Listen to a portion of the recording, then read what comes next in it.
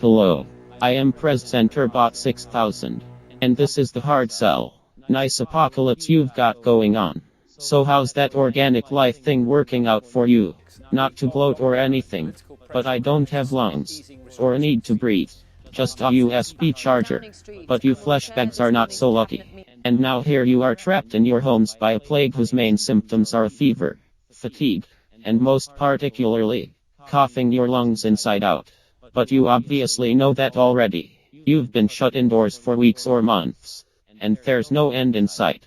It is, in short, not the most fun time to be alive. Just as well I am here, to lighten your spirits. Because your usual presenter has the plague. I have appeared before your awestruck faces before to talk about advertising medicines. But I mostly talked about headache and sore throat pills that time. And while a sore throat is a symptom of COVID, which is what the disease is called, by the way, not coronavirus. Coronavirus is just the species family the virus itself belongs to. It's hopelessly non-specific as a word for this outbreak. It's like saying feline, when you mean tiger. You humans are just rubbish at everything. The specific virus you've all got is called SARS-CoV-2, and the disease it causes is called COVID-19. Which is pretty rubbish as well since it just means coronavirus disease discovered in 2019. But at least it's a name. What was I saying? Oh yes.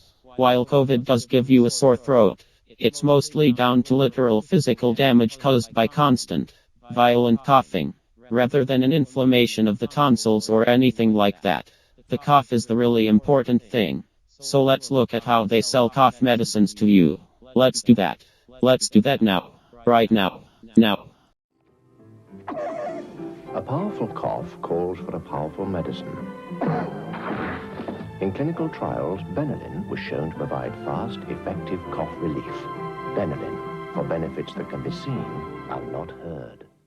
Benylin are probably the market leaders in coughing-related treatments, with their name almost but not quite synonymous with cough syrup. And not just here in the UK. They are a worldwide brand. The advantage of being a made-up word that means nothing in any language. But when an everyday illness becomes a plague, its symptoms cease to be particularly funny. They can even become quite depressing things to allude to. Here's a recent advert for Benylin, for example. While there's nothing obviously empirically wrong with it, I don't think you'll be seeing many like it in the foreseeable future, even after life goes back to something resembling the previous normal. See if you can figure out why.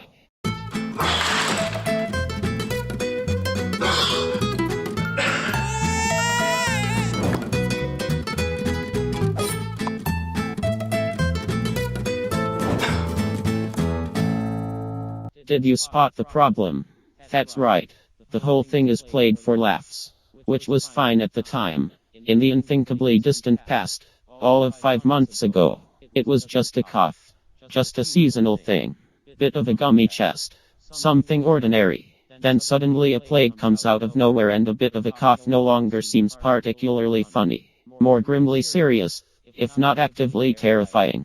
This otherwise completely innocuous, little jokey piece about a daft beardy comes across in the current climate as faintly tasteless, even taunting, as a way of selling cough medicine. And then this one from a year or two back, played today, is genuinely quite chilling.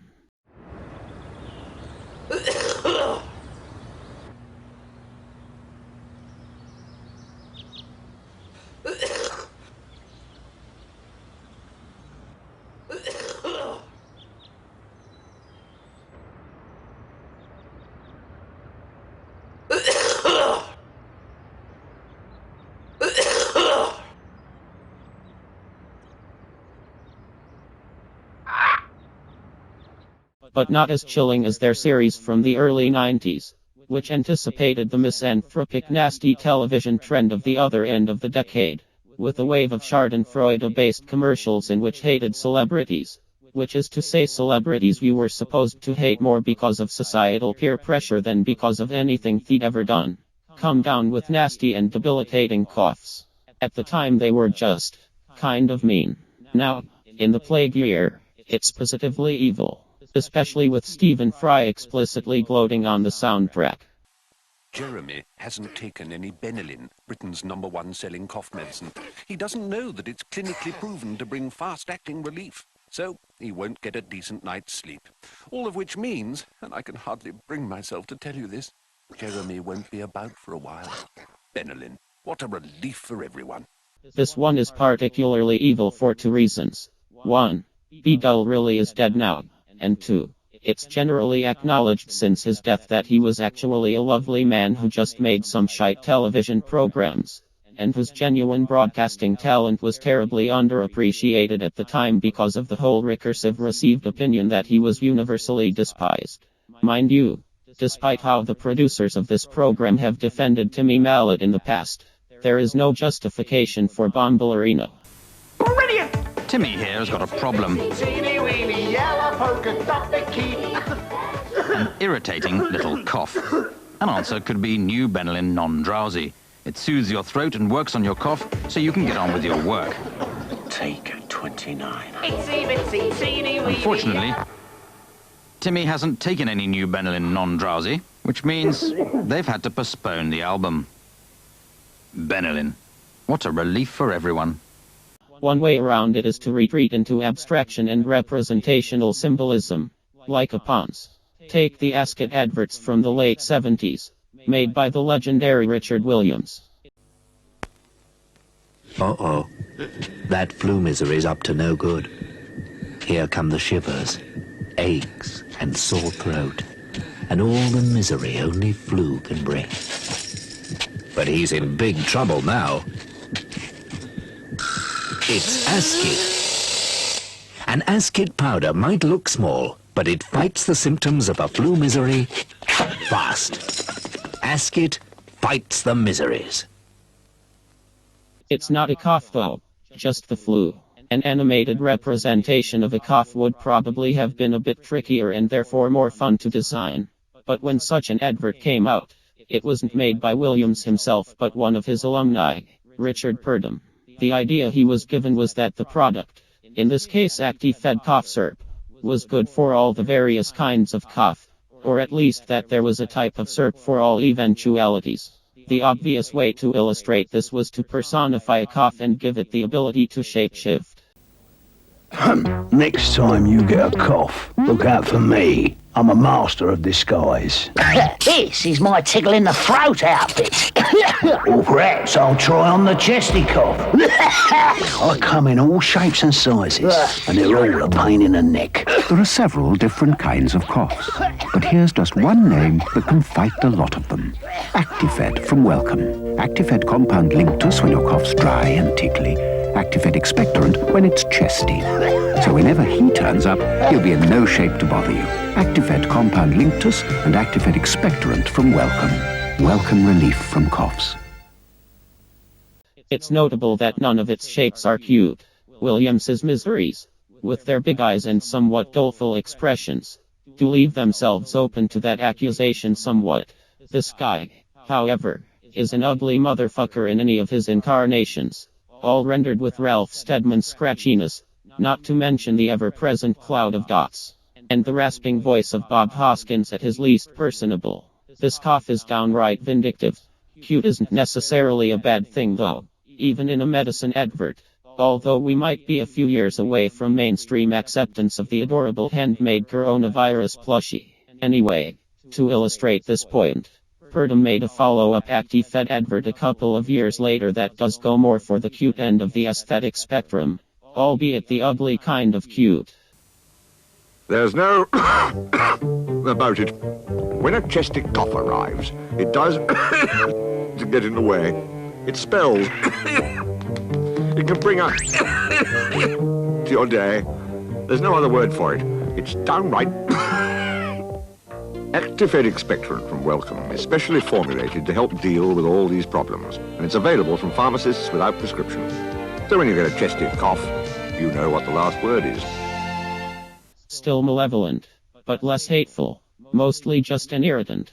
Instead of a growling Bob Hoskins, we have the inherently avuncular voice of Willie Rushton. The contrast is minor but it's definitely there. Whether Purdom, or anyone else, meant anything by it, is another question, and one to which the answer, Were you to ask anyone involved, would probably be, no, what are you talking about? It's just an advert. We didn't think about it that hard. I am incapable of shrugging, but you get the idea. There are several different kinds of coughs, but Actifed from Welcome can fight the lot of them. Actifed Compound Linctus when your cough's dry and tickly, Actifed Expectorant when it's chesty, so whenever he turns up, he'll be in no shape to bother you. Actifed Compound Linctus and Actifed Expectorant from Welcome. Welcome relief from coughs. It will do the advertising industry good to have a subject they can't just fall back on making into a joke. Something they have to treat seriously instead of defaulting to twee-knowing post-ironic humor because it's easy. One of Benlin's main rivals, Vino's, probably has a head start here, because they have rarely been funny, although they have been twee, under multiple definitions even. They should sleep right through now, Mum. Don't worry, bye.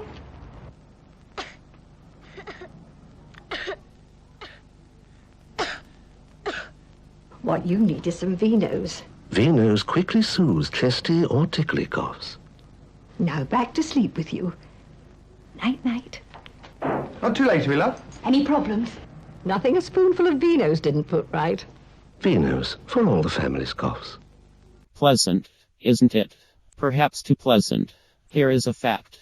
When the parents returned at the end, you were expecting a punchline. I know this to be true. Do not attempt to lie. Do not attempt to lie. I know this to be true, because like all humans by this point in history, you have been trained to expect certain outcomes from the basic structure of fiction, even tiny little bollocks fictions like adverts. The default 3-act structure, situation, conflict, resolution, or in comedy setup, premise, punchline. This advert hits those beats superficially, but without any substance. It's not drama because there's no resolution, and it's not comedy because there's no punchline. A little girl is successfully babysat by her nan. That's it. It's just something that might happen, and indeed does, thousands if not millions of times every day around the developed world. It barely even qualifies as an incident, or even a goings-on. It's the dramatic equivalent of just listlessly gazing out of the window at passers-by, and then one of them holds up a sign with a logo on it. But that one does demonstrate one thing. Serious doesn't have to mean grim. It can also mean dull. Or, better still, pleasant and encouraging, aided by a useful rhyme with the product's name.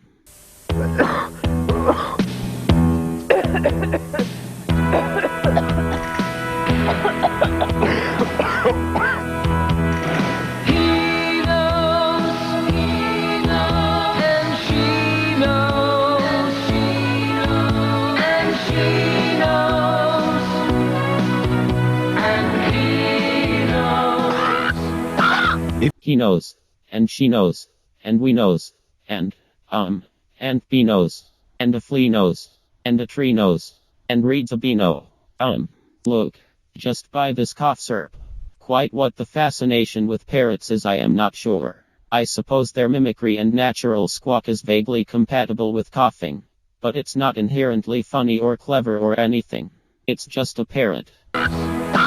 If you've got a cough, Vinos is all you need to know. Maybe the best course of action for both Benlin and Vinos is for them both to get some kind of a mascot. In this respect, the third big name in cough syrups has a head start. Nasty, troublesome cough. Give it something you can feel working. Covonia cough medicine with clout. Part of the Covonia range. Covonia. Fortunately, I can't imitate the annoying delivery without messing up my internal circuitry. And I am not doing that for the sake of an impression of Ainsley sodding Harriet.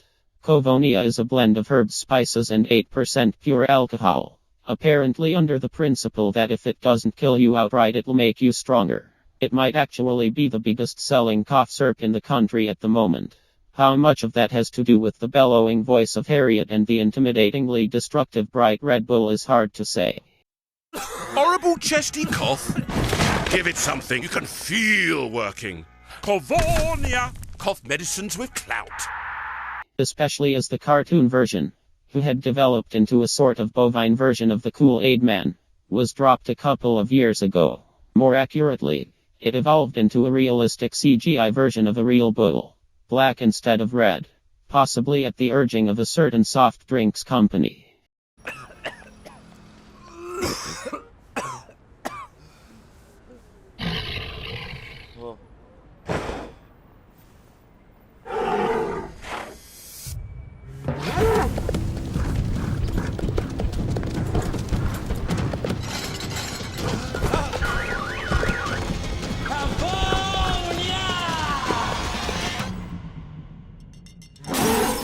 Feel the power.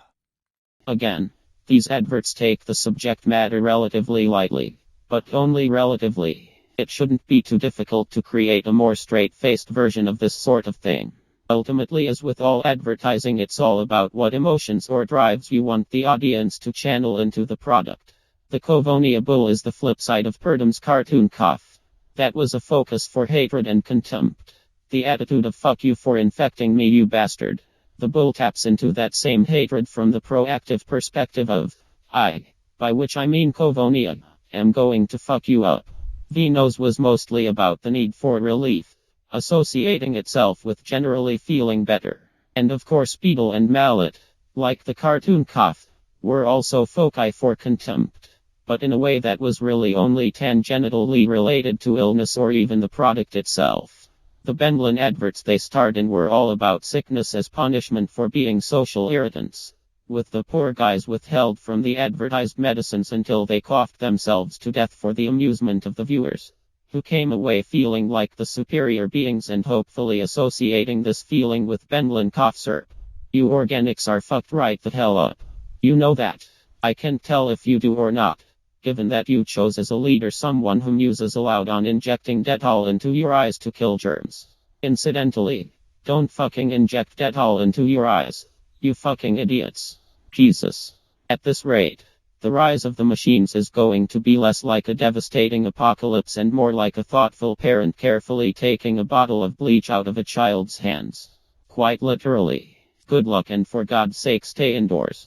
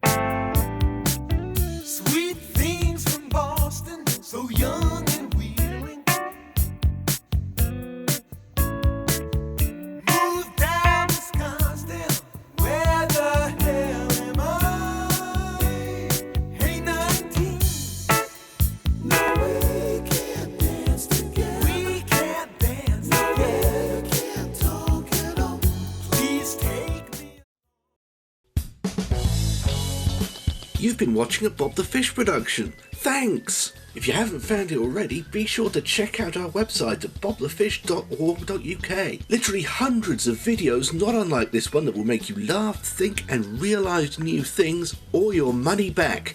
Which works out great because they're all absolutely free. All of this is possible thanks to the not unique way that Bob the Fish productions are paid for by you, the viewing public, via Patreon. For a donation of as little as £1 a month, not only do you ensure that I still have food and shelter so I can carry on making these programmes, but you could become eligible for a whole host of cool extras. New video essays, special event live streams, all my content a week in advance, and my book on the history of the BBC, Rule the Waves, chapter by chapter as it's written. And some cake, if you go out and buy a cake and eat it while you're watching. And if you don't want to support on a monthly basis, you can make a one-off donation via Coffee. It all helps stave off scurvy. bobthefish.org.uk. You make it what it is.